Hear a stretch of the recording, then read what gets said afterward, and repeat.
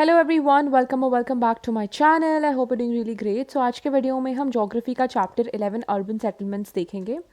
But before moving into the video मैं आप लोगों को एक चीज़ बता दूं कि अगर मैं कोई एक पर्टिकुलर सब्जेक्ट स्टार्ट करती हूँ तो मेरा टारगेट होता है कि मैं उस सब्जेक्ट को एज सुन एज पॉसिबल ख़त्म करूँ। मैंने आप लोगों के लिए पॉलिटिकल साइंस और ज्योग्राफी दोनों साथ में ही स्टार्ट किया था, बट देन मैंने पॉलिटिकल साइंस का जो सब्जेक्ट है वो मैंने सोचा कि मैं वो पहले कंप्लीट कर दूँ। ठीक है। And then I get a lot of comments कि मैम प्लीज़ अपलोड जोग्राफी का वीडियो या फिर दीदी प्लीज़ अपलोड जोग्राफी का वीडियो। सो वो आएगा बट एक सिस्टमैटिक वे में, right? So that's it, this is what I wanted to say. Let's move into the video. तो अर्बन सेटलमेंट्स में ज़्यादा कुछ नहीं है। आई थिंक दैट ये एक ही वीडियो में कवर अप हो जाएगा।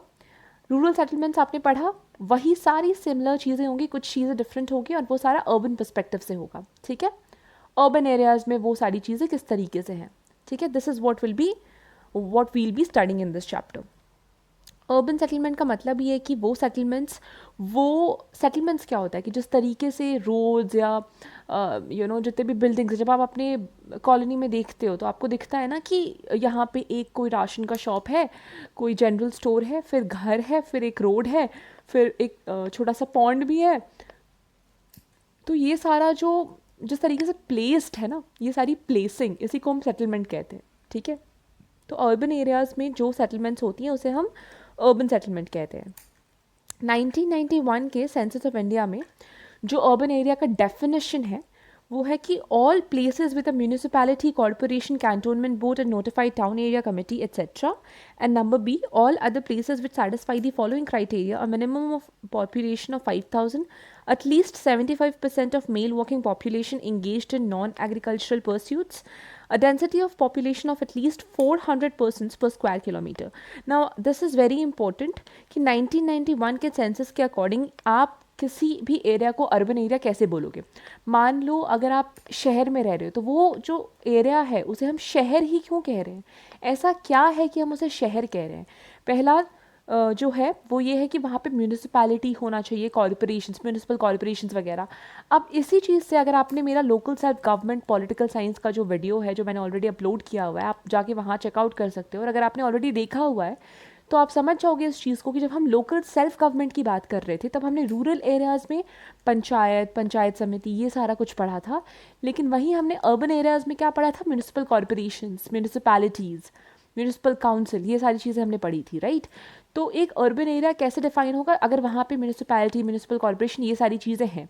पहला तो ये, दूसरा कि वहाँ का पॉपुलेशन मिनिमम 5,000 तो होना ही चाहिए। मिनिमम 5,000 से ऊपर भी हो सकता है, ऑफकोर्स 5,000 से ऊपर ही होता है मोस्टली, बट मिनिमम 5,000 होना ही चाहिए पॉपुलेशन। उसके बाद 75% जो वहाँ के पुरुष हैं, जो वहाँ के मेल पॉपुलेशन है, 75% of male population should be engaged in non agricultural activities, secondary activities basically. Secondary activities में आपका क्या क्या हो सकता है? आप कहीं कॉरपोरेट सेक्टर में काम कर रहे हो, किसी कंस्ट्रक्शन साइट पे काम कर रहे हो, किसी ऑफिस में काम कर रहे हो, है ना? ये सारी चीज़ें ही जो है एक किसी फैक्ट्री में काम कर रहे हो, ये सारा कुछ ही आपका जो है सेकेंडरी एक्टिविटीज़ होते हैं। और तीसरा क्या क्राइटेरिया होना चाहिए कि वहाँ की जो डेंसिटी है पॉपुलेशन की वो 400 पर्सन्स पर स्क्वायर किलोमीटर होनी चाहिए। ठीक है। वन मोर थिंग, अगर आप अर्बन सेटलमेंट्स वाला चैप्टर देख रहे हो तो इसको, और अगर आपने रूरल सेटलमेंट्स वाला वीडियो नहीं देखा है, ठीक है, इस वीडियो को देखने से पहले आप जाके रूरल सेटलमेंट्स वाला वीडियो देख के आओ, आपको बेटर क्लैरिटी मिलेगी। ठीक है, क्योंकि वहाँ पे हर चीज़ एक बेस लेवल से समझाया गया है। So for a better clarity you can just go and refer to that video first and then come to this video. ठीक है। अर्बन एरियाज़ में दो तरह की एडमिनिस्ट्रेटिव यूनिट्स होती हैं, statutory towns and census towns. तो एडमिनिस्ट्रेटिव यूनिट जो होती है वो दो तरह की होती है। स्टैच्यूटरी टाउन्स, यहाँ पे क्या होता है कि जितने भी एडमिनिस्ट्रेटिव वर्क्स हैं, जितने भी एडमिनिस्ट्रेटिव यूनिट्स हैं, वो इस तरीके से डिवाइडेड होती है, जैसे म्यूनिसिपल कॉर्पोरेशन हो गया, म्यूनिसिपैलिटी हो गया, कैंटोनमेंट हो गया, नोटिफाइड टाउन एरिया हो गया, टाउन पंचायत हो गया, नगर पालिका हो गया, ये सारा कुछ, इसको हम स्टैच्यूटरी टाउन्स कहते हैं। और सेंसस टाउन्स में क्या होता है कि हम वहाँ पे फिर देखते हैं पॉपुलेशन कितनी है, डेंसिटी ऑफ पॉपुलेशन कितनी है, और कितने मेल जो है वहाँ पे सेकेंडरी एक्टिविटीज़ में इन्वॉल्व है। अब मैं आपको बहुत सिंपल, एकदम सिंपल वे में बोलूँ तो बेसिकली दो तरह के एडमिनिस्ट्रेटिव यूनिट्स होते हैं अर्बन एरियाज़ में। पहला तो ये जो वहाँ पे ये चीज़ देखता है कि क्या वहाँ पे म्यूनिसिपल कॉर्पोरेशन, म्यूनिसपैलिटी ये सब कुछ है, ये सारा कुछ जो है वो स्टैचुटरी टाउन्स के अंदर आता है। सेंसस टाउन के अंदर क्या आता है कि पॉपुलेशन वहाँ की 5,000 मिनिमम होनी चाहिए, density of population should be 400 persons per square kilometer, और 75% of the mail working population should be engaged in non agricultural pursuits. ठीक है, तो ये सारी चीज़ें हैं। 2011 सेंसस के according urban agglomeration, again this is very important, इस चीज़ को आप मार्क कर लो, अर्बन एग्लोमरेशन। ठीक है, ये क्या है? तो बेसिकली मैं आपको एक चीज़ बताती हूँ, आपको बहुत सिंपल वे में बताती हूँ। ये एक टाउन है, ठीक है, ये कोई एक सिटी है और इसके आसपास जो है वो सिटी नहीं है, आप कह सकते हो एक तरीके से सबर्ब्स हैं। ठीक है, जो ना प्रॉपर गांव है ना प्रॉपर शहर है। ठीक है, तो इस शहर के बाहर ऐसे एरियाज़ हैं। जब ये एरियाज़ जो ना ज़्यादा ना पूरा गांव है ना पूरी तरीके से शहर है, वो डेवलप होता है और शहर में कन्वर्ट होता है, तो वो इसके साथ मिल जाता है। इस मिलन को ही हम कहते हैं अर्बन एग्लोमरेशन। ठीक है, अब हम देख लेते हैं इसकी डेफिनेशन। अगेन जब भी आप डेफिनेशन लिखो अकॉर्डिंग टू 2011 सेंसस, ये वाली चीज़ मेंशन करना बहुत ज़रूरी है। ठीक है, N urban agglomeration is a continuous urban spread constituting a town and it's adjoining outgrowths or two or more physically contiguous का मतलब adjoining, or at least a statutory town and its total population should not be less than 20,000 as per the 2011 census। अब जो मैंने आपको समझाया exactly वही चीज़ लिखी हुई है, एक चीज़ बस एक्स्ट्रा है कि ये जो जिसका डेवलपमेंट हो रहा है, हो के वो शहर बन रहा है, उसकी पॉपुलेशन 20,000 से कम नहीं होनी चाहिए। ठीक है, 20,000 से कम कब नहीं होनी चाहिए? जब वो यहाँ पे आके मिल जाए, तब जो पॉपुलेशन है वो 20,000 से कम नहीं होनी चाहिए। ठीक है, यहाँ पे देखो, urban agglomeration must consist of at least a statutory town and total population should not be less than 20,000। तो जब ये इससे आके मिल रही है तो दिस शुड हैव 20,000 से ज़्यादा पॉपुलेशन, उससे कम नहीं होनी चाहिए, अदरवाइज फिर उसका कोई पॉइंट नहीं है ना, वो चीज़ बोला जा रहा है यहाँ पे। Factors influencing location and growth of urban centres in India, क्या क्या फैक्टर्स है? अब देखो, अर्बन शहर का इलाका किस तरीके से ज़्यादा डेवलप होता है, कैसे हम देखते हैं कि अर्बन एरियाज मोर डेवलप हो रहे हैं? जब आप देखते हो वहाँ की ट्रांसपोर्टेशन फैसिलिटीज़ बहुत अच्छी है, ट्रांसपोर्टेशन बहुत सही से हो रहा है। ठीक है, ट्रेड एंड कॉमर्स अच्छे से हो रहा है थ्रू वाटर ट्रांसपोर्ट। ठीक है, अब जब ट्रांसपोर्टेशन अच्छी होती है ना तो क्या होता है कि ट्रेड एंड कॉमर्स भी होता है, आप एक जगह से दूसरी जगह पे जल्दी ट्रैवल कर पाते हो। ठीक है, बहुत सारी चीज़ें इधर से उधर चली जाती हैं, you can just, it becomes very convenient एक तरीके से। ठीक है, और ट्रेड एंड कॉमर्स तो एनहांस होता ही है। रेलवेज़, अब आप देखो जब रेलवेज़ का डेवलपमेंट हुआ था तो उससे क्या हुआ था एक तरीके से, अब देखो वाटर ट्रांसपोर्ट के थ्रू जो है बहुत देर से चीज़ें जाती थी, प्लस काफ़ी ज़्यादा क्लाइमेट के ऊपर भी चीज़ें डिपेंड करती थी। अब जैसे ही रेलवेज़ आई, रेल ट्रांसपोर्ट जब आया तो क्या हुआ कि कन्वीनियंट हो गया ट्रेड करना, ट्रेड एंड कॉमर्स करना, लोगों का एक जगह से दूसरी जगह जाना, गुड्स का एक जगह से दूसरी जगह जाना, ये काफ़ी कन्वीनियंट हो गया। ठीक है, पहला जो फर्स्ट रेलवे पहला रेलवे जो इंडिया में ओपन हुआ था वो मुंबई टू थाने हुआ था 1853 में। This is a factual detail, याद कर लेना। मोटर ट्रांसपोर्ट आप देखोगे it started in the beginning of 20th century. By and large, the motor transport acted as complementary to the rail transport because the general geographical pattern of towns and cities had already established by the time, and the motor transport became popular. Motor transport, आपने सुना होगा motor, पहले बहुत motor का use होता है, motor transport, इसको हम एक तरीके से कहते हैं कि ये रेलवेज़ का ही भाई है, तो वो भी काफ़ी फेमस हुआ था उस टाइम पे। ठीक है, break transport theory, this is very important. What is the break transport theory? ठीक है, पहली बात तो इस थ्योरी को किसने दिया था? C.H. कूली ने दिया था 1930 में। Very important. Where one mode of transportation terminates and the other mode of transportation starts. अब आप एक चीज़ देखो कि जब शिप में कुछ भी सामान आता है तो और उसको किसी एक पर्टिकुलर इंडस्ट्री के पास लेके जाना है, तो ये शिप है, ये पानी है, शिप आ रही है शोर पे, वो जो भी सामान है वो यहाँ पे अनलोड कर रही है, और मान लो इंडस्ट्री यहाँ पे है, तो जब यहाँ पे सामान अनलोड कर रही है ऑब्वियसली शिप रोड पे तो चलेगी नहीं, तो जो अपने शोर पे जहाँ पे उसको वो चीज़ अनलोड करनी है वहाँ वो चीज़ अनलोड कर रही है, फिर वहाँ से इस इंडस्ट्री तक कौन ला रहा है? रोड ट्रांसपोर्ट के थ्रू ही आ रहा है ना। तो यहाँ पे वाटर ट्रांसपोर्ट ख़त्म हुआ, रोड ट्रांसपोर्ट शुरू हुआ, इसी को हम कहते हैं break transport theory. Very easy, वही चीज़ यहाँ पे लिखी है जहाँ पे when one mode of transportation terminates and the other mode of transportation starts. ठीक है, C.H. कूली ने इसके बारे में जिक्र किया था, मतलब ही ओनली गेव दिस थ्योरी, और इन्होंने कहा था कि population and wealth tend to collect where there is a break in transportation. ठीक है, at several places water transport terminates and rail transport starts, while at some other places rail transport terminates and road transport starts.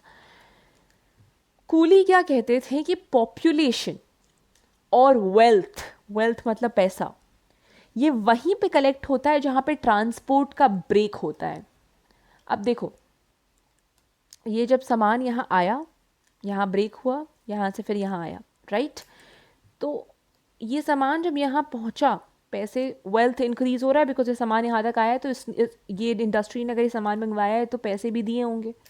ठीक है, population भी बढ़ती है। आप देखो, जब आप अभी तो खैर श्रीनगर के लिए एक डायरेक्ट रूट आने वाला है रेलवेज का, बट अभी फ़िलहाल नहीं आया है, तो अभी अगर आपको वहाँ जाना है तो आपको चेंज करना पड़ेगा, है ना। एक, अगर आप कोलकाता में रहते हो और आपको वहाँ से कश्मीर जाना है, श्रीनगर जाना है, you have to change, Delhi में आना पड़ेगा, दिल्ली से चेंज करना पड़ेगा, या फिर कहीं और से चेंज करना पड़ेगा। This is how it happens.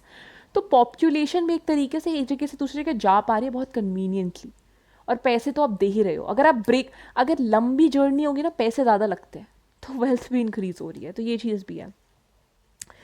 ठीक है, एट सच प्लेसेस, और ये जो मैंने आपको कहा ना कि गुड्स, यहाँ पे कोई सामान आया, यहाँ पे अनलोड हुआ, इसको ही हम कहते हैं ट्रांसशिपमेंट, जो यहाँ पे वर्ड दिया गया है।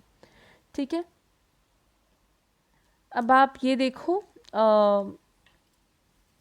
ये besides facilities for warehouses, banks, insurance companies, commercial houses are also required, hotel, shop, cinema. अब देखो, जहाँ पे ये ब्रेक होता है ना ट्रांसपोर्ट का, वहाँ पे अगर hotels, cinema houses, hospital, school, या फिर इंश्योरेंस कंपनीज, कमर्शियल हाउसेस, ये सारे कुछ रहेंगे ना, तो जब आप देखो, आप एक चीज़ कहो कि अगर आप क्रिकेट खेलते हो, बीच में ब्रेक आता है, क्या करते हो? खाते हो ना, रेस्ट करते हो थोड़ा। तो कहीं भी अगर ट्रांसपोर्टेशन में भी ब्रेक आ रहा है, तो वो अनलोड करते वक्त थोड़ा तो वो चाहिए होता है ना, कि थोड़ा सा, अगर उसके साथ भी कोई इंसान आ रहा है तो उसको थोड़ा रेस्ट करने के लिए कुछ तो चाहिए, तो कम से कम टपड़ी ही हो, कुछ होटल्स ही हो गए अगर आपको रुकना। अगर आप ट्रक देखोगे, ट्रक भी अनलोड और लोड होता है, तो वहाँ पे भी ब्रेक आता है। जब ब्रेक आता है तो वो ब्रेक कहाँ लेते हैं? जहाँ पे थोड़े होटल्स या कुछ ढाबा टाइप्स हो, ताकि वो रेस्ट कर पाए। तो ये चीज़ें बहुत इंपॉर्टेंट होती है।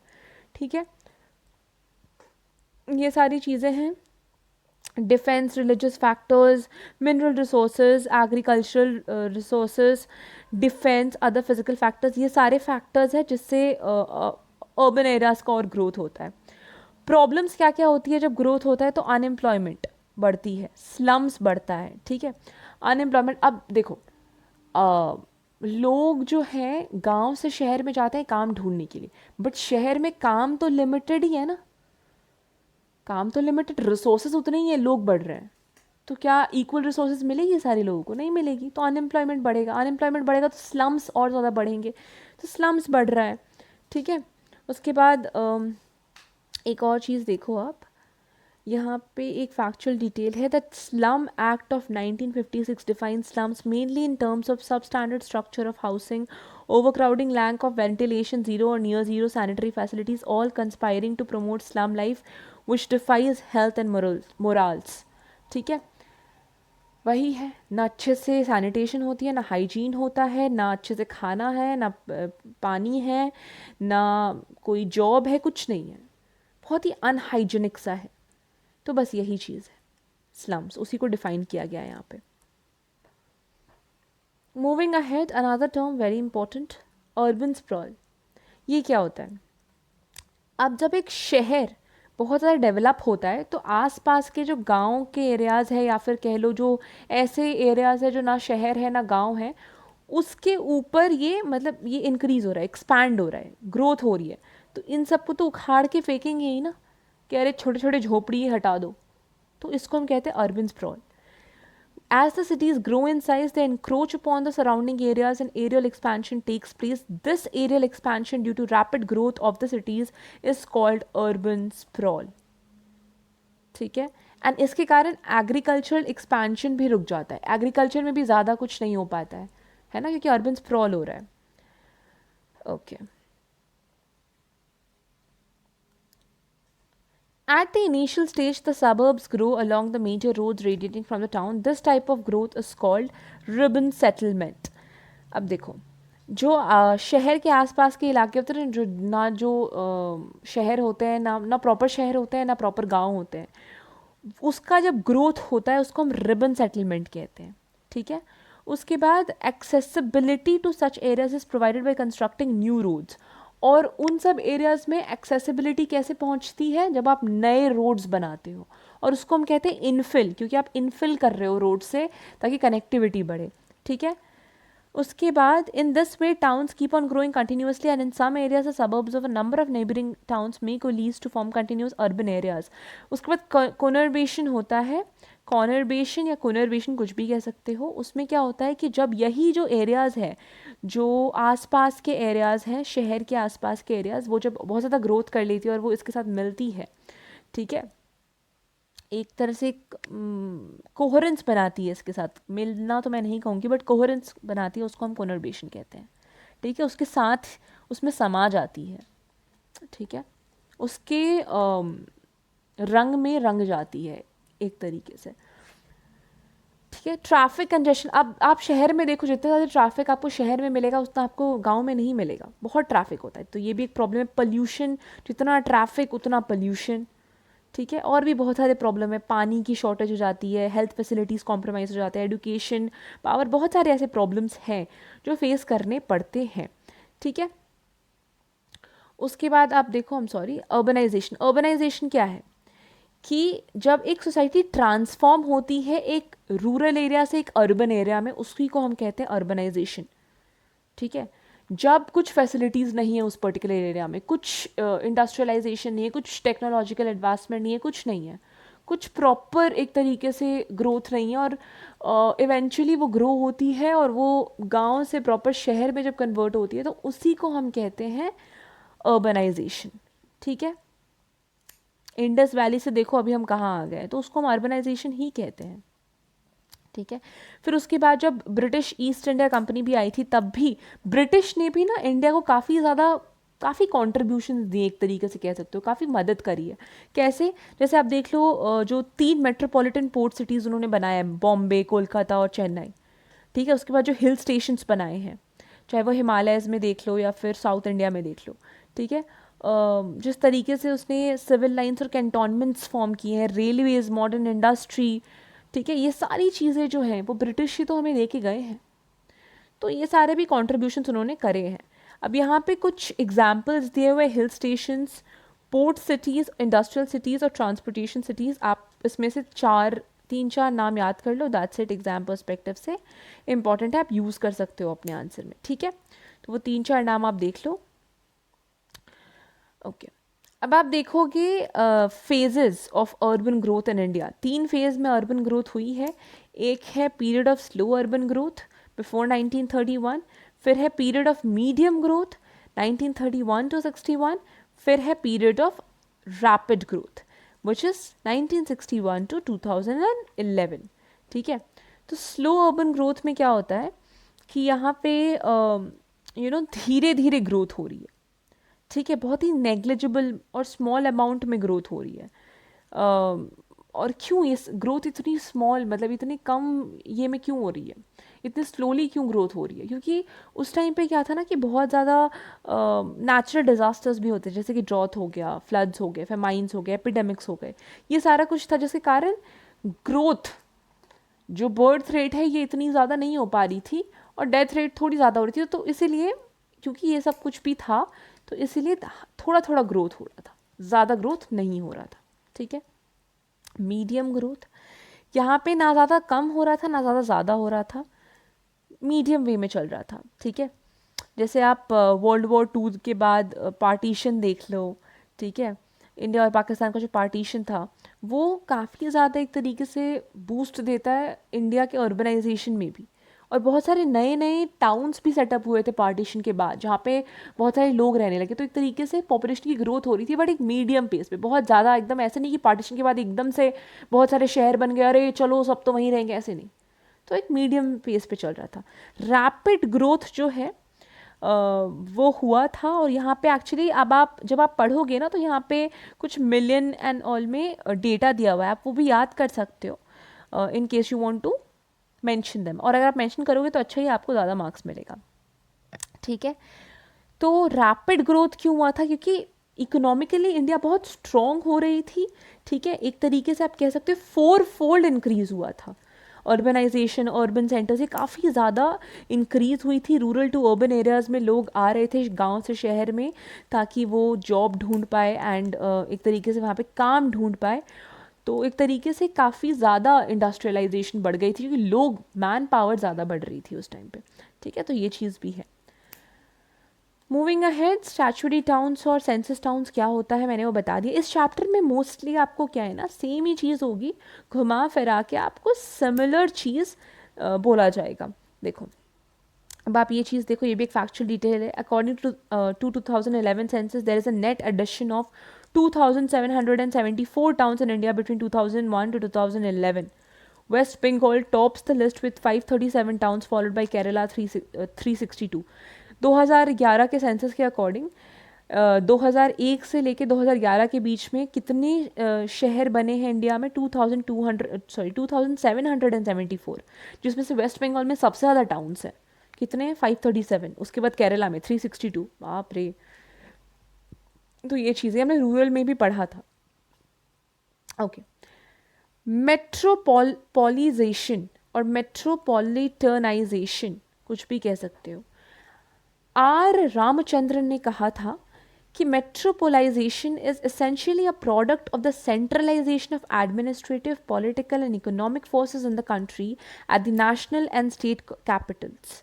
Metropolization is also a product of intense interaction between cities and the integration of national economy and urban centers into a viable interdependent system. तो रामचंद्रन का ये कहना था कि मेट्रोपोलाइजेशन जो है वो एक तरह से एक सेंट्रलाइजेशन है, जितनी भी एडमिनिस्ट्रेटिव, पॉलिटिकल, इकोनॉमिक फोर्सेस है ना कंट्री की, वो सारे एक जगह पे सेंट्रलाइज जब हो जाते हैं, है ना। अब देखो दिल्ली को, कोलकाता को हम क्यों मेट्रोपॉलिटन सिटी कहते हैं? क्योंकि सब कुछ एक तरीके से सेंट्रलाइज है, चाहे वो एडमिनिस्ट्रेटिव वर्क हो, पॉलिटिकल वर्क हो, इकोनॉमिक हो, सारा एक तरीके से सेंट्रलाइज्ड है ना। इसी के कारण फैसिलिटीज़ भी अच्छी मिलती है, इसलिए वो एक मेट्रोपॉलिटन सिटी कहते हैं हम उसे। तो उसी को हम कहते हैं metropolization. Census of India has defined metropolitan as an urban agglomeration or city having a population of 1 million and above. These are also called million plus cities. Metropolization in India is primarily a phenomenon of post-independence area. ये जो metropolization है ये basically independence के बाद से शुरू हुई है। इसको million plus cities भी हम कहते हैं। क्यों? क्योंकि यहाँ पे जो जितने भी metropolitan city है वहाँ की population जो है 1 मिलियन और उसके अबव होती है, ठीक है। 2001 में 35 मेट्रोपॉलिटन सिटीज़ थी और 2011 में 53 मेट्रोपॉलिटन सिटीज़ है। ये 2011 और 2001 जो है वो सेंसस की बात कर रही हूँ मैं। 2001 का अगर आपको ये डेटा याद नहीं भी रखना है तो 2011 के सेंसस के अकॉर्डिंग 53 मेट्रोपॉलिटन सिटी है, ये आप याद कर सकते हो, ठीक है। ये एक्स्ट्रा डिटेल है। मूविंग अहेड, अब आपको देखने को मिलेगा trend of population growth in 4 metropolitan cities. अब आपको ना मैं ये बिना पढ़े आपको डायग्राम के थ्रू समझाऊंगी। जस्ट अ सेकेंड, इसको मैं थोड़ा सा ये करके दिखाती हूँ आपको। यस, अब आप ये चीज़ देखो, इस डायग्राम को देखो, ठीक है। ये पॉपुलेशन ग्रोथ है 4 मेजर सिटीज़ में, कोलकाता, मुंबई, दिल्ली और चेन्नई। यहाँ पे देखो 1961 में सबसे ज़्यादा एडवांस्ड कौन सा है, सबसे ज़्यादा एक तरीके से आप कह सकते हो अर्बनाइज्ड कौन सा है, ये देखो 1961 में सबसे ज़्यादा है कोलकाता टॉप नंबर पे, उसके बाद मुंबई, उसके बाद दिल्ली, उसके बाद चेन्नई। 2011 तक आते आते कोलकाता देखो थर्ड नंबर पे आ गया। ये कोलकाता का लाइन है ना, just a second, let me make it very clear for you. Okay, अब आप ये चीज़ देखो, ये कोलकाता का लाइन यहाँ से स्टार्ट हो रहा है, इसकी ग्राफ कब से गिरने लगी, 1981 और 1991 के बीच में, 1987 कंसिडर कर लो, ठीक है। तो वहाँ से ये जो कम हुई, उसके बाद ये कम होते होते होते होते अभी जो है थर्ड नंबर पे है। सब मोस्ट अर्बनाइज्ड कौन सा है, most urbanised is this one and this is coming from Mumbai. उसके बाद सेकंड नंबर पे है दिल्ली, उसके बाद है Kolkata and then is Chennai according to 2011 census. Starting में कोलकाता था, बट देखो ये डाउनग्रेड हुआ है, थर्ड नंबर पे आ गया। अभी टॉप पे कौन है, मुंबई, उसके बाद कौन है, दिल्ली, उसके बाद कौन है, कोलकाता, उसके बाद कौन है, चेन्नई, ठीक है। So with this we come to the end of the video. कोई भी डाउट हो तो आप मुझे कमेंट सेक्शन में लिख के बोल सकते हो, अदरवाइज आप मुझे टेलीग्राम चैनल पे भी मैसेज कर सकते हो। टेलीग्राम चैनल का लिंक आपको मेरे डिस्क्रिप्शन बॉक्स में मिल जाएगा, और अगर वहाँ नहीं मिला तो चैनल के बायो में जाके आप चेकआउट कर सकते हो, वहाँ पे मेरे इंस्टाग्राम का भी लिंक मिलेगा। You can follow me on Instagram, you can also join my Telegram channel, ठीक है। डिस्क्रिप्शन बॉक्स में आपको हिस्ट्री, पॉलिटिकल साइंस और जोग्राफी के प्लेलिस्ट मिल जाएंगे। You can check the videos out there. History और पॉलिटिकल साइंस का सिलेबस ऑलरेडी कंप्लीटेड है और अपलोडेड है, आप जाके चेकआउट कर सकते हो, ठीक है। And yes, with that we come to the end of the video. If you like the video, do like, share, subscribe and comment down below how you like the video. Till then, happy studying, good luck.